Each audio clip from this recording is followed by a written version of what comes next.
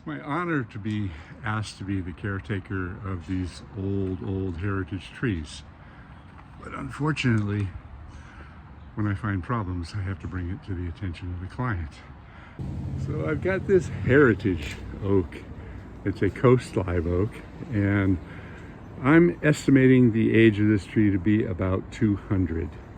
And I'm believing that this used to be an old ranch property. A long time ago, it was believed that cavities should be filled with cement. And we run into that from time to time, and you can see in the center of this cavity that is concrete. So someday when this tree dies, there's going to be one sorry tree worker that cuts through that and ruins his chainsaw. But the upper canopy up here, it's hard to see, is full of old cables, and the cables are rusty and they are held together with clamps rather than being back spliced or having a more secure way of holding it. And up there, that's hard to see, but there are multiple cables that join to a center point right there. That's hard to see. Maybe when I get up in the bucket I'll show it a little bit better. And the client is concerned about the structural integrity of this old tree. So the first thing I'm going to do is do a base crown inspection and see how bad that is. I'm going to blow away all the leaves around the base of the tree and look at these little decay pockets and get a better idea of what we're dealing with. And while Jorge gets the blower out, let's take an overall look at the tree. Now, if you're watching this on your phone, you're not going to get the benefit of some of the examples that I'm trying to teach you, some of these areas of decay.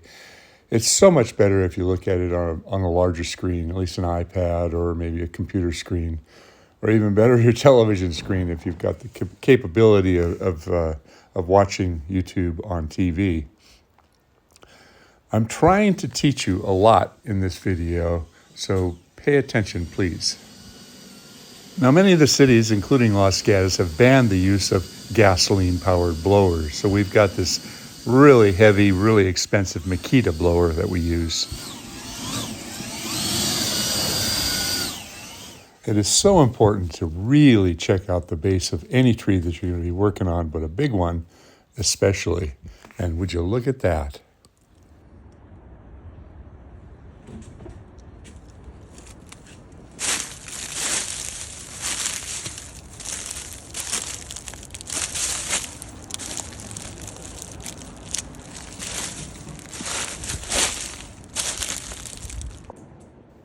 What does the upper canopy look like? What is the condition of the foliage? What is the volume of the foliage? And is it the appropriate color for the tree that you're working on? And what's going on down here?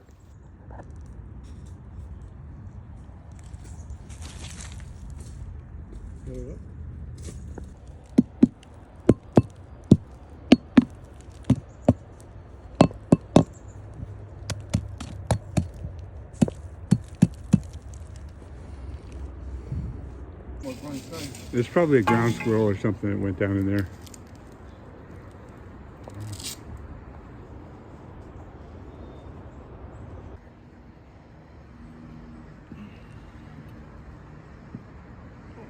Go ahead and tap it again, all the way around on the outside.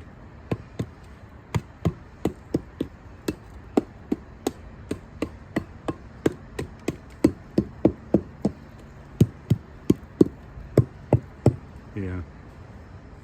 You can learn a lot by tapping on the tree.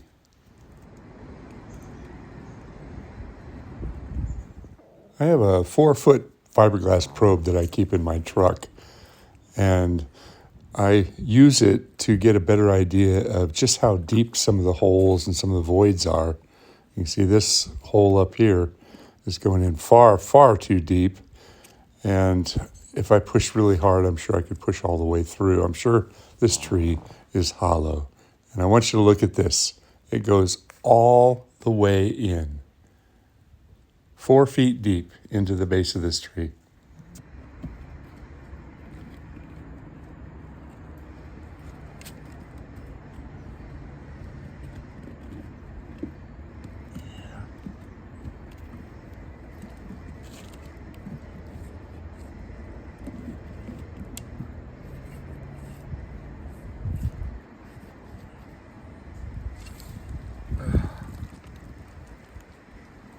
Yeah, that's what I was afraid of. Now clearly this tree is hollow, and this whole portion of this side over here is decaying. So whilst this tree is showing good foliage up on the top, the base of the tree is structurally compromised. How bad? Well, bad enough. I was hoping it wouldn't be this extreme, but realistically, I should pull all of this over here off to show what's going on. But there may be some, that's all dead tissue. Everything that you see from here all the way up around over here is all dead tissue. So there's virtually no life in here. White rod in there.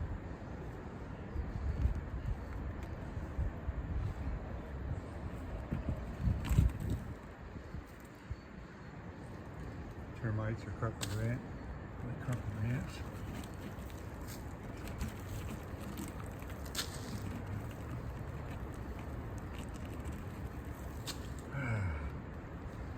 I always hate to find stuff like this because I've got to bring it to the client's attention.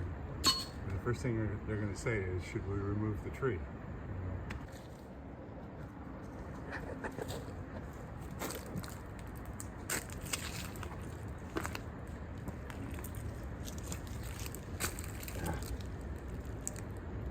Should all be left open.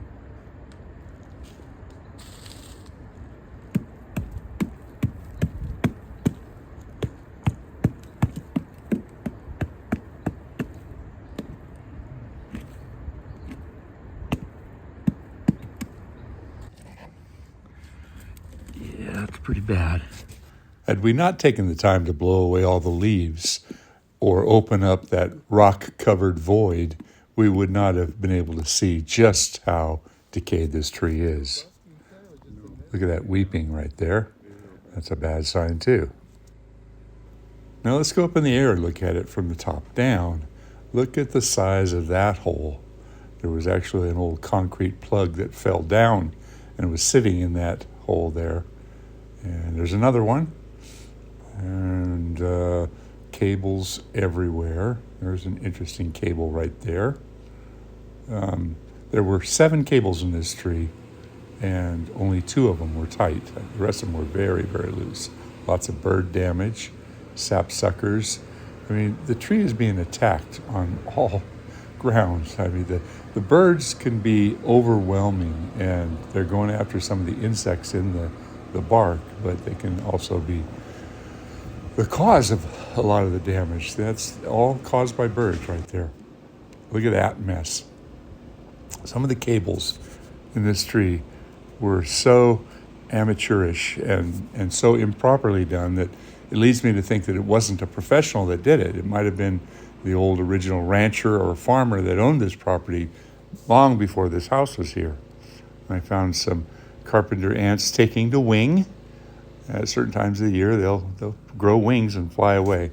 Oh, this is interesting. While I was up in the air, I saw this from the neighbor's side, and I brought this to their attention. They're bringing in power from the pole underground, so they dug a 4-foot trench, not 2 feet from the base of these Italian cypress. There's 2 Italian cypress here, and look at how tall they are. So do you think that trench destabilizes those trees? I had to laugh, but some people just don't think about what they're doing. Here I got up in the ladder to see that. There's that concrete plug that I'm talking about that fell down in there. I'm sure this tree's trunk is hollow all the way down to the ground. If not, it's seriously compromised. So we did get up there and we took out some of the major deadwood. Jorge is really a master with the throw ball. We used the Apta to get it up there, but what he's doing here is he put the other throw ball on it so he can use the weight of it to flip it over the correct branch and get it in position so that we could ascend the tree.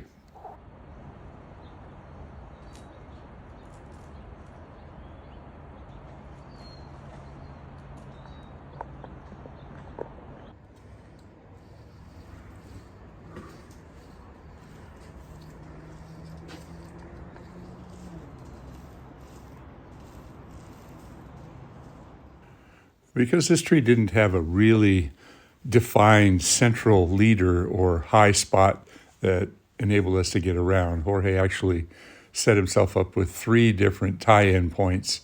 He was using 3 ropes, and there's a good shot of it. You can see the one on the right and one on the left. At this point, he decided to get back over where he was working. He used the cable to stand on. The clients were rather impressed with this. Oh my God. Wow. Now, if you were the arborist in charge of making the decisions or helping the client to decide what to do on this tree, what would you tell them? Would you come right out and say, this tree is too dangerous, this tree is a hazard, this tree is going to fall down? Or would you say that the tree is safe enough? Well, I didn't really say either of those things. I just said there was a lot of hazards and issues.